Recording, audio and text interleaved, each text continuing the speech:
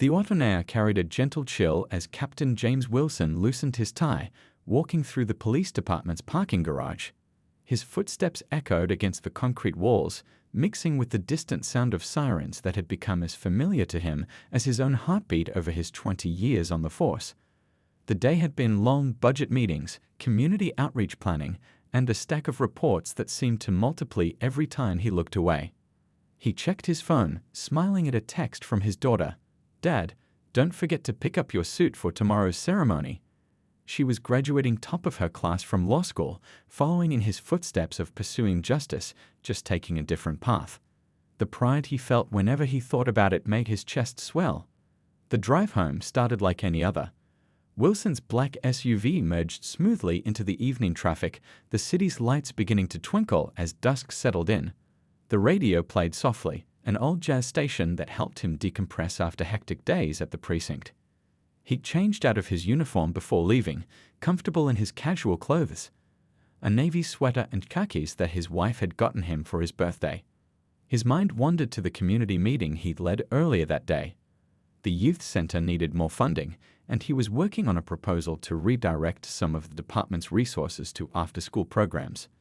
20 years of experience had taught him that prevention was always better than enforcement, and he'd seen too many kids go down the wrong path simply because they had nowhere else to go. Traffic was lighter than usual on Martin Luther King Boulevard, and Wilson found himself making good time. He'd probably even be home in time to help his younger son with his science project, something about the solar system that had taken over their dining room table for the past week. His wife had sent in a picture of their kitchen counter covered in painted styrofoam balls, and he couldn't help but chuckle at the chaos. The familiar streets of his route home passed by. The corner store where he sometimes grabbed coffee in the mornings, the park where he used to take his kids to play, the library where his daughter had spent countless hours studying for her LSAT. This was his community, the place he'd sworn to protect and serve, the place where he'd raised his family. He was just passing the old Thompson grocery store, now renovated into a trendy organic market, when the flash of red and blue lights filled his rearview mirror. Wilson felt his shoulders tense involuntarily, an old reflex that never quite went away, no matter his rank or experience. He'd been going exactly 5 miles under the speed limit, a habit he developed early in his career. His registration was current, his lights all worked, he checked them religiously, and he hadn't made any traffic violations. Following the procedure he taught countless times at the academy, Wilson carefully activated his turn signal and pulled over to the right, making sure to stop in a well-lit area near a convenience store. He turned down the radio completely, rolled down his window halfway, and placed both hands on the steering wheel at 10 and 2. The dome light was already on, another habit ingrained from years of experience. Through his side mirror, he watched the police cruiser stop about 15 feet behind him. The spotlight from the patrol car swept across his side mirrors, momentarily blinding him. Wilson took a deep breath, his mind automatically noting details. Single officer, car number 157, time approximately 7:45 p.m. In that moment before the officer approached, Wilson thought about all the traffic stops he'd make himself as a rookie, all the training sessions he'd led about proper procedure, all the community meetings where citizens had voiced their concerns about profiling. He thought about the conversations he had with his children about how to conduct themselves if they were ever pulled over. He thought about the weight of the badge in his pocket and the even heavier weight of responsibility that came with it. The sound of boots on pavement grew closer, and Wilson kept his eyes forward, hands visible, breathing steady. Years of experience told him this stop wasn't routine. There was no legitimate reason for it. But years of experience had also taught him that what happened next would depend greatly on how he handled the next few minutes. In his rearview mirror, he could see the approaching officer's hand resting on his holster.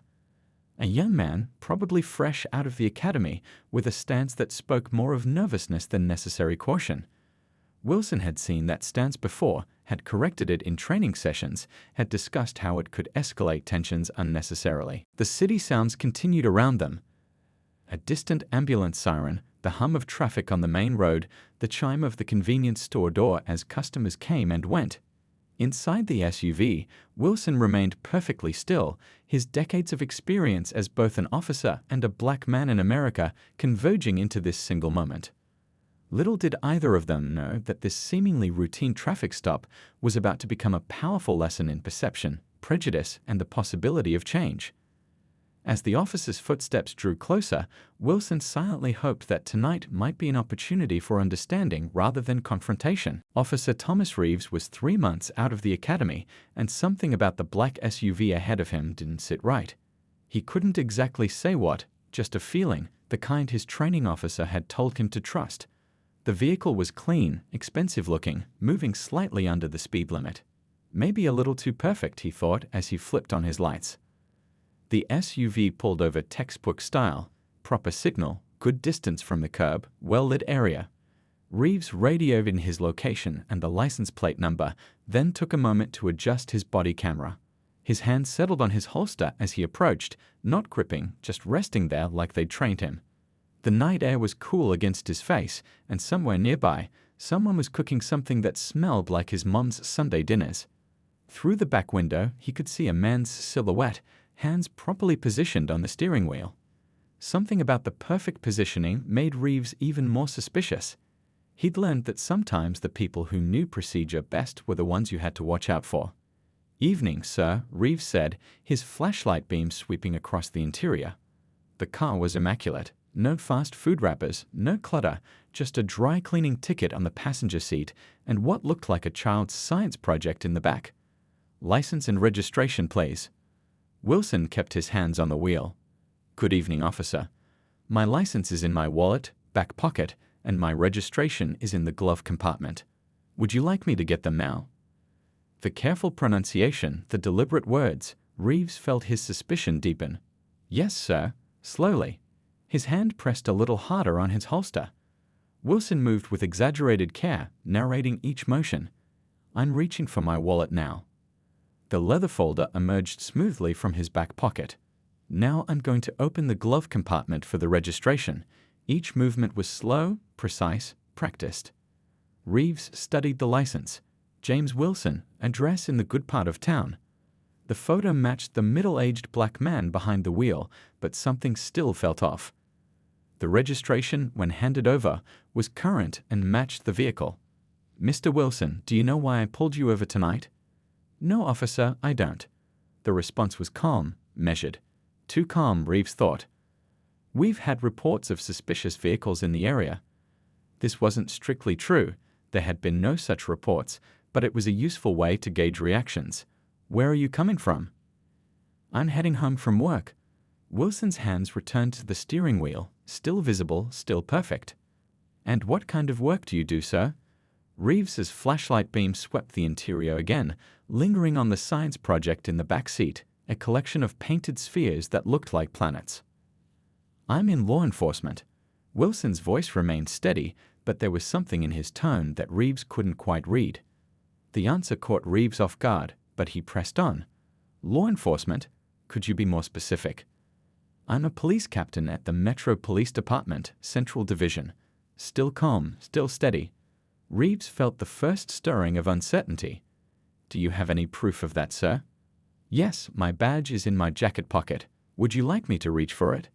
The night suddenly felt colder. Reeves shifted his weight, aware of his body camera recording every moment. "Slowly, please."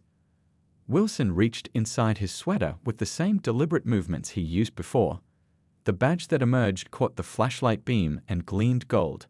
Reeves knew that badge design, had seen it every day at the academy, had dreamed of earning one himself someday. "I'm going to need you to step out of the vehicle, sir." The words came out automatically, even as part of Reeves's mind screamed at him to stop to think. Wilson's eyes met his in the mirror for the first time. They were tired eyes, knowing eyes, eyes that had seen too much and understood even more. "Officer," he said quietly, "I think we both know that's not necessary. But I will if you insist." The sounds of the city seemed to fade away. The distant traffic, the hum of the convenience store's neon signs, the occasional car passing by. All Reeves could hear was his own heartbeat and the quiet certainty in Wilson's voice. In that moment, standing on the side of the road with his hand still on his holster, Officer Thomas Reeves faced a choice.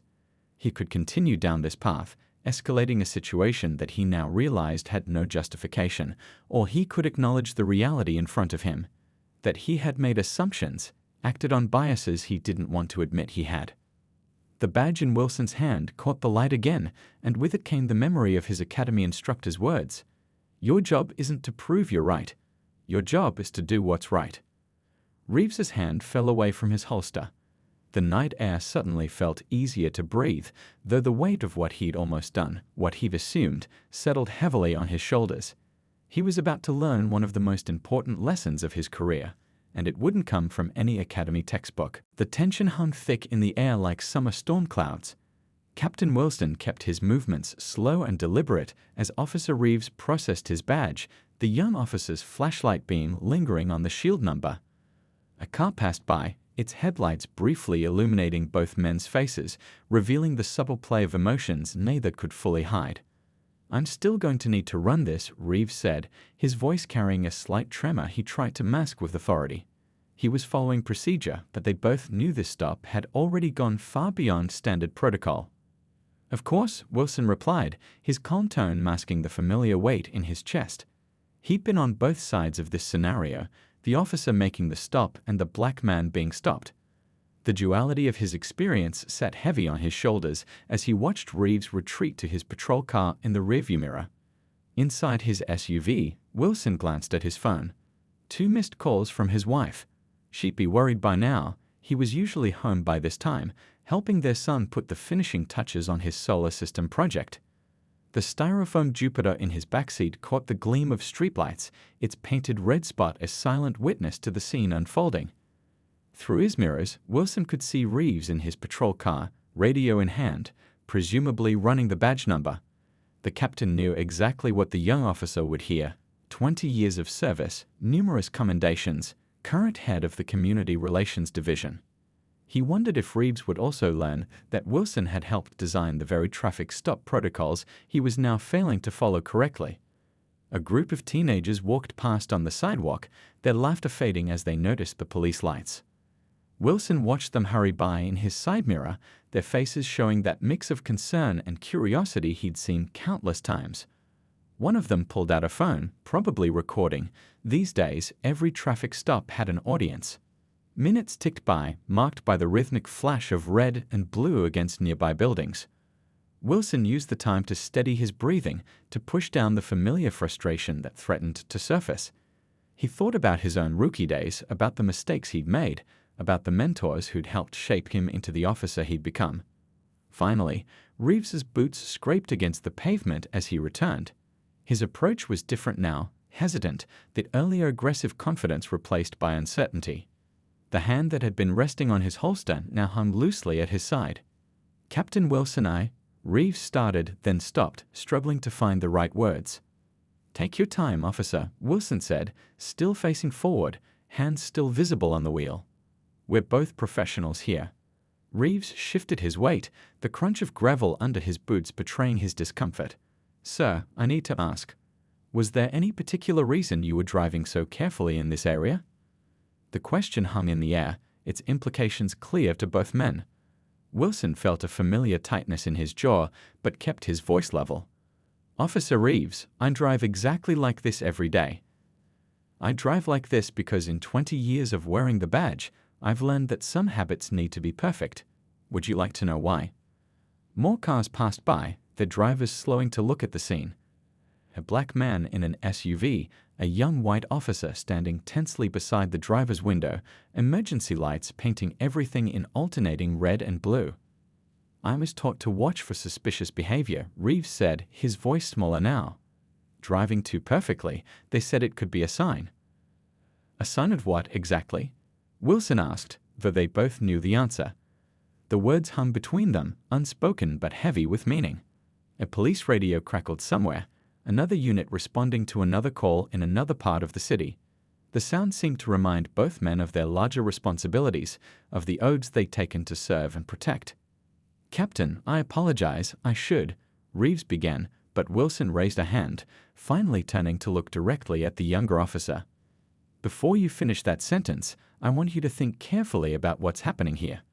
This isn't just about an apology. This is about understanding why we're both sitting here on the side of the road on what should have been a routine evening. The convenience store's neon signs hummed quietly in the background. More teenagers walked by, phones out, recording. A bus rumbled past, its windows full of faces looking down at the scene. Wilson knew this moment would likely end up on social media, become another talking point in an endless debate. But right now, in this moment, he saw an opportunity for something more meaningful than viral content. "Officer Reeves," Wilson said, his voice taking on the tone he used in academy training sessions, "I'd like you to do something for me. I want you to walk back to your patrol car and radio in that you're taking a short break. Then come back here, and we're going to have a conversation that I think we both need to have." Reeves stood still for a moment, uncertainty clear in his posture. His training had prepared him for confrontation, for resistance, for danger, but not for this. Not for a captain offering a teaching moment instead of a reprimand. The red and blue lights continued their silent dance across the scene as Officer Reeves made his decision, one that would shape not just the rest of this evening, but the rest of his career. Captain Wilson watched in his side mirror as Officer Reeves walked back to his patrol car. The young officer's shoulders were tense, his movements stiff with the weight of realization. The radio crackled with his request for a brief break, and dispatcher's acknowledgement came through clear in the quiet night air. While waiting, Wilson finally picked up his phone. A quick text of his wife. "Got delayed. Everything's fine. Might be a teaching moment." Her response came instantly. "Be safe. Love you." 20 years of marriage had taught her to read between the lines of such messages. Reeves returned to the SUV, his footsteps slower now, more measured. The swagger from earlier had evaporated like morning dew under a harsh sun. Wilson noticed he'd unfastened his top button, his collar looser around his neck. "Would you like to sit in the passenger seat?" Wilson asked, gesturing to the empty space beside him. "It might be more comfortable than standing out there." Reeves hesitated, his training warring with the unusual situation. I don't know if that's proper procedure, sir." "Sometimes, Officer Reeves, the most important lessons happen outside of proper procedure." Wilson reached over and opened the passenger door. "The dry cleaning can go in the back seat." The interior dome light illuminated Reeves's face as he carefully moved the hanging dry cleaning and slid into the passenger seat. His utility belt creaked against the leather upholstery. Up close, Wilson could see just how young he really was, probably not much older than Wilson's own daughter. "I'm looking at your solar system project in the back," Reeves said suddenly, his voice tight with forced casualness. "My kid brother did something similar last year. Used way too much glitter, though." "My son's teacher banned glitter after the Great Christmas Card incident of last year," Wilson replied, allowing a small smile. "Apparently it got into the ventilation system. They were finding sparkles in the cafeteria for months." The shared moment of normalcy hung between them, a brief bridge across a much wider gap. In the distance, a siren wailed, someone else's emergency, someone else's story unfolding in the night. Captain Reeves started, then stopped, his hands fidgeting with his notepad. "I've read about you, actually, in the academy. Your work with community policing, the youth outreach programs. I didn't. You didn't expect me to look like this," Wilson finished for him, his voice gentle but firm. "That's not. Reeves struggled, then let out a long breath. "No, sir. You're right. I didn't." Wilson turned slightly in his seat to face the younger officer. "Tell me about the moment you decided to pull me over. Be honest, this isn't for your record. This is for your conscience." Reeves stared straight ahead through the windshield, watching cars pass by in the darkness. The SUV looked too nice for this neighborhood. Too clean. The driver was too careful. All the things they told us to watch for, but he trailed off, the unfinished thought hanging heavy in the air. "But they didn't tell you to watch for your own assumptions," Wilson completed. He reached into the back seat and picked up the styrofoam Jupiter, its painted bands still slightly tacky with fresh paint. "Look at this. My son spent 3 hours getting these stripes right. He's 10, and he already knows he wants to be an astronomer. When I was his age, I wanted to be a police officer because I thought I could help make things better." He turned the planet in his hands, its imperfect paint job somehow perfect in its childish dedication. "Every night when I come home, my kids ask me about my day. They want to hear stories about how I helped people, how I made a difference. What story do you want to tell your brother about tonight? The question seemed to hit Reeves like a physical force. He looked down at his hands, still holding the notepad with Wilson's license information. I messed up, sir. I really messed up. No, Wilson said firmly. You're messing up right now by wallowing in guilt instead of learning from this moment. He placed Jupiter carefully back in its orbital position among the other planets. Tell me, Officer Reeves, in all your training about suspicious behavior, did anyone ever mention that black parents have to give their children special instructions about how to survive traffic stops? Reeves's head snapped up, his eyes wide. No, sir. My daughter just graduated from law school. Top of her class. The night she got her driver's license, I had to teach her how to handle being pulled over. Keep your hands visible. Move slowly. Don't reach for anything without asking permission. Except that you might be asked to step out of the car even if you've done nothing wrong. Do you know what she asked me? The night seemed to grow quieter, as if the city itself was holding its breath. What did she ask? Reeves's voice was barely above a whisper. She asked me why her white friends didn't need the same lesson. I've spent 20 years wearing this badge, protecting and serving this community, and I still had to teach my children that they need to take extra precautions to stay safe during a simple traffic stop. The weight of this revelation settled over the SUV's interior like a heavy blanket. Through the windshield, they could see the convenience store clerk changing shifts, two ordinary people going about their ordinary lives in a world that wasn't quite as orderly or just as it should be. The convenience store's fluorescent lights cast long shadows across the SUV's interior as Captain Wilson reached into the backseat and grabbed his briefcase. From inside, he pulled out a warm leather portfolio filled with papers and photographs. Take a look at these, he said, handing several photos to Officer Reeves. These are from last month's community basketball tournament. The department sponsored it. Reeves carefully took the photos, studying the images of kids playing basketball, officers chatting with community members, families sharing meals at picnic tables. I heard about this. Didn't know you organized it. 4th year running, Wilson nodded. You know what the hardest part was? Getting the kids to trust that the officers weren't there to cause trouble. Some of them had only ever seen police during bad moments, arrests, searches, traffic stops gone wrong. He pulled out another photo, this one showing a group of young officers playing basketball with teenagers. See that kid in the blue shirt? He used to run every time he saw a patrol car. Now he wants to be a police officer. Change happens one interaction at a time. Reeves shifted in his seat, his utility belt squeaking against the leather. At the academy, they taught us to trust our instincts, to look for signs, to be ready for anything. Good instincts come from experience, Wilson said, but they can also come from fear or assumptions we don't even realize we're making. Let me ask you something. What made this neighborhood seem suspicious to you? The young officer looked out the window at the mix of old and new buildings, at the people walking by, at the life happening all around them. I guess I've heard stories, statistics from briefings, reports about this area.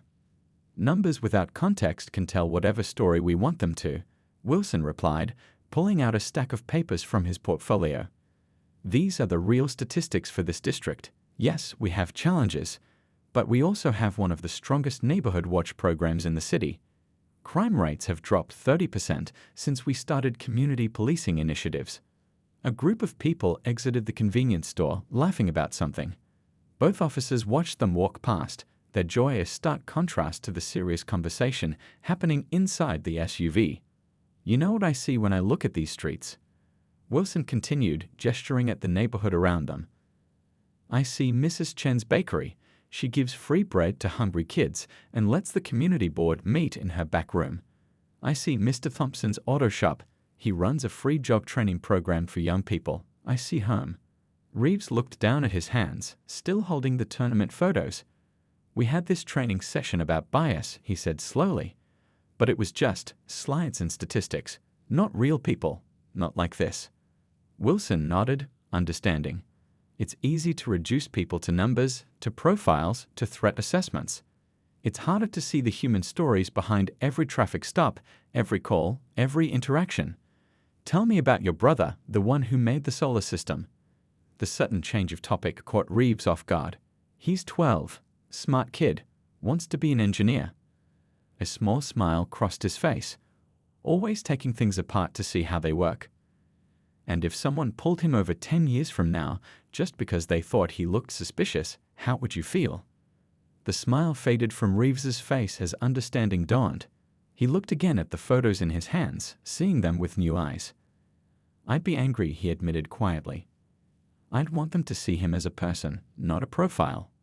Wilson reached back and adjusted one of the planets in the solar system model. Neptune had started to tilt. Every person we stop, every house we respond to, every call we take, there's a whole universe of stories there. Family dinners interrupted, children watching from windows, memories being made about what police officers are and aren't. The radio in Reeves's patrol car crackled with routine traffic, unit locations, status updates, the normal rhythm of a city under watch. Inside the SUV, something more important than routine was happening. I've got a proposal for you, Wilson said, gathering the photos back into his portfolio. Next week, I'm starting a new community outreach program. Walking beats, getting to know the neighborhood, breaking down barriers. I need officers who understand why this matters. Reeves looked up, surprise clear on his face. Sir, after tonight, after what I did. Sometimes our biggest mistakes lead to our most important lessons, Wilson interrupted. I'm not offering because of what you did wrong. I'm offering because of how you're handling it right now. You're listening. You're thinking. You're willing to learn. A siren wailed in the distance, reminding them both of the city continuing around them. Through the windshield, they could see new customers entering the convenience store, a couple walking their dog, normal life flowing past their parked vehicles. The hardest part of wearing this badge, Wilson continued, tapping his police ID, isn't chasing criminals or solving crimes. It's remembering that we serve everyone, not just the people who look like us, think like us, or live like us. Every traffic stop is a chance to either build trust or break it. He pulled one last photo from his portfolio, a group shot from his daughter's law school graduation. I've spent 20 years trying to be part of the solution. Some days are harder than others. But every time I look at my kids, I remember why it matters. They're growing up in this world we're shaping, one interaction at a time. The night had grown deeper around them, but neither officer made a move to end their conversation. Officer Reeves held his badge in his hands, running his thumb over the numbers that had seemed so important just a few months ago at graduation. Now, sitting in an SUV with a captain he'd wrongly profiled, those numbers felt heavy with new meaning. You know what gets me? Reeves said, breaking a moment of contemplative silence. 3 months ago, at my academy graduation, I gave this speech about protecting and serving everyone equally. I really believed I meant it, but tonight, he trailed off, shaking his head. Wilson watched a moth flutter against the convenience store's windows, drawn to the fluorescent light inside. Believing something in theory is different from living it in practice. That's why I'm going to share some numbers with you, real ones, not the kind that get thrown around in briefing rooms. He pulled out his phone, opened a notes app filled with carefully documented statistics. Last year, I started keeping track of every time I was pulled over. Want to guess how many times?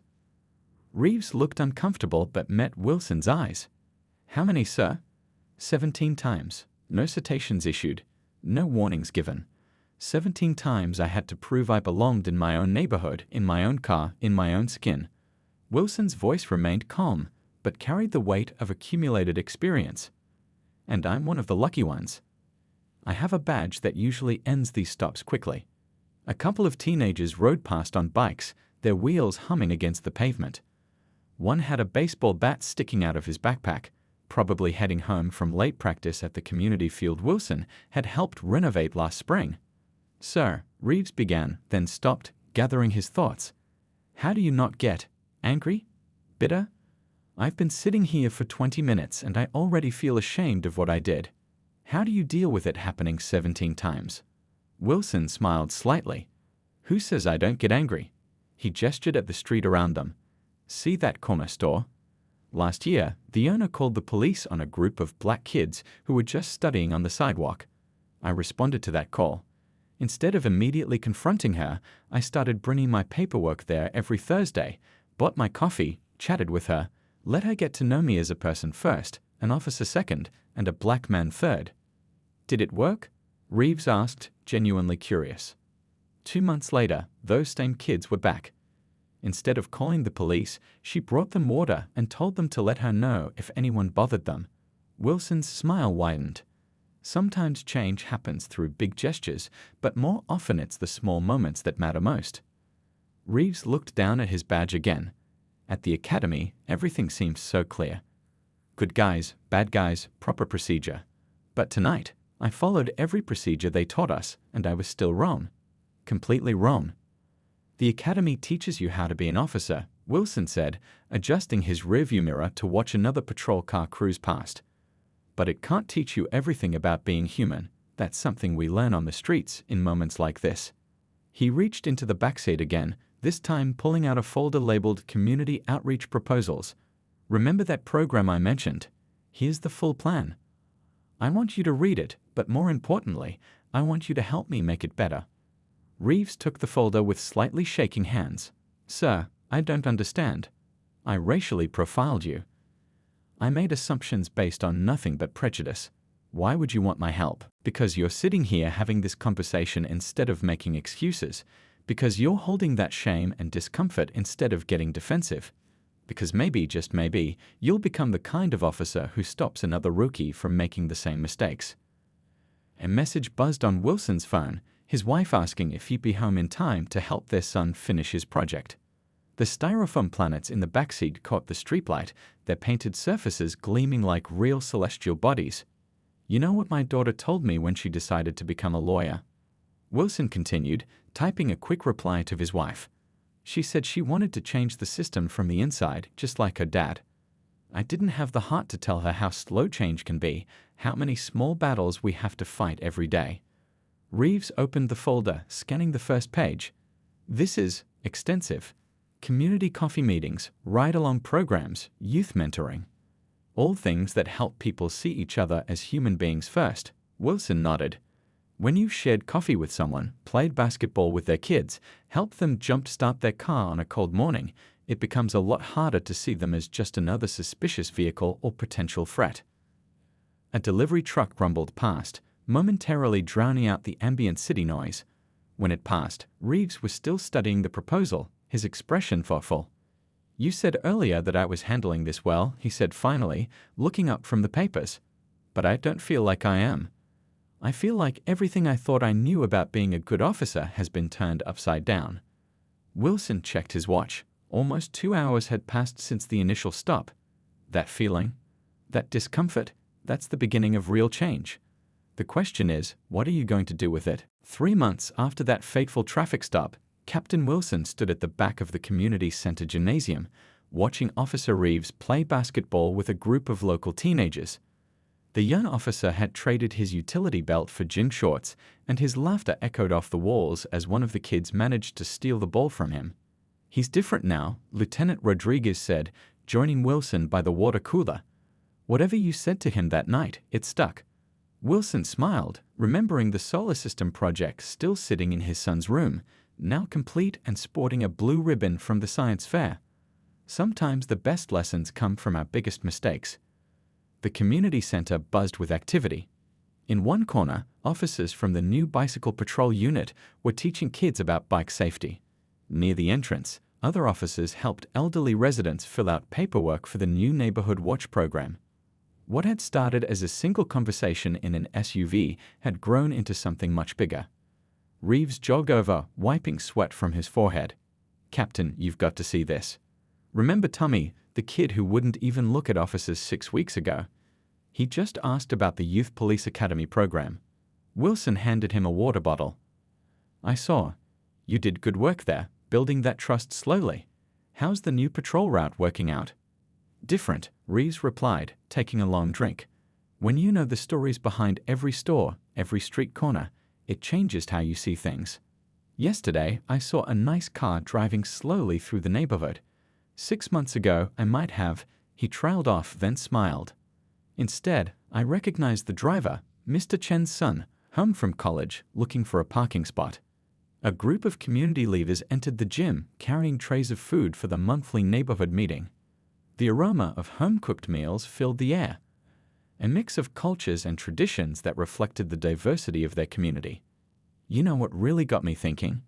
Reeves continued, watching the teenagers resume their game. Remember those statistics you showed me? I started keeping my own records. Every stop, every interaction, not just the numbers, but the stories behind them. It's changing how I approach every shift. Wilson nodded, noticing how Reeves's badge now sat differently on his chest, not just a symbol of authority, but a reminder of responsibility. The department's numbers are changing too. Complaints down 40%, community tip line calls up 60%. People trust us more when we show them we're here to serve, not just surveil.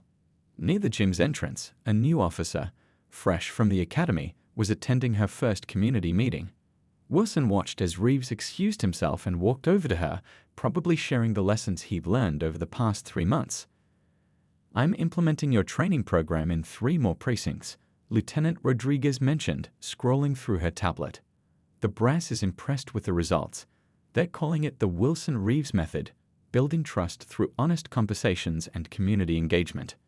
Wilson watched as parents began arriving for the evening program, mixing easily with the officers present. Children ran playing between groups, no longer seeing uniforms as barriers. Even the teenagers, usually the most skeptical, were starting to view the police as allies rather than adversaries. It's not just about changing policies, Wilson said, picking up a basketball that had rolled his way. It's about changing hearts, one conversation at a time. Every officer who learns to see beyond their initial assumptions, every community member who learns to trust again, that's real change. He thought back to that night, to the moment he could have chosen anger over education, confrontation over conversation. The sound of laughter and friendly chatter filling the gym now was proof he'd made the right choice. A young girl typed at his sleeve, one of the regular attendees at their weekend reading program. Captain Wilson, can you help us with the science homework again? We're learning about the solar system. Wilson chuckled, sharing a knowing look with Reeves across the gym. Of course. You know, I've become something of an expert on planets lately. As the evening wound down, Wilson stood at the gym door, watching officers and community members leaving together, sharing stories and making plans for the next event. Some changes were big, new policies, updated training manuals, revised procedures. But the real transformation happened in small moments. A fist bump between an officer and a teenager, an elderly resident sharing family photos with a patrol officer, a child waving excitedly at a passing police car instead of hiding from it. Reeves approached one last time before heading out, his gym bag over his shoulder. You know, Captain, I never did thank you properly for that night. You could have reported me, had me disciplined, even fired. Instead, you chose to teach. Wilson clasped his shoulder. The best teachers are often the ones who learn the hardest lessons themselves. What matters isn't the mistakes we make, but how we learn from them and what we do next. As they walked out into the evening air, a patrol car drove slowly past the community center. The officer behind the wheel waved, and everyone, officers and civilians alike, waved back. It was a small gesture, but one that would have been unthinkable just a few months ago. Change, Wilson reflected, watching Reeves head to his car, wasn't always about grand gestures or dramatic moments. Sometimes it was as simple as 2 people sitting in an SUV late at night, having an honest conversation about what it means to protect and serve, not just a neighborhood, but the humanity in all of us.